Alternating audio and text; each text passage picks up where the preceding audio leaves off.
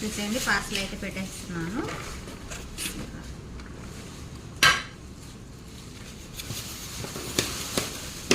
వచ్చి ఒక 10 మందికి ఇస్తాను ఈరోజు.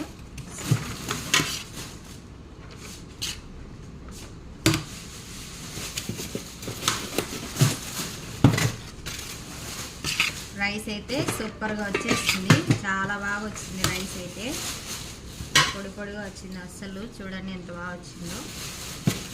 కొద్దిగా కూడా మెత్తగా కాలేదు, ఈరోజు చాలా బాగా వచ్చింది.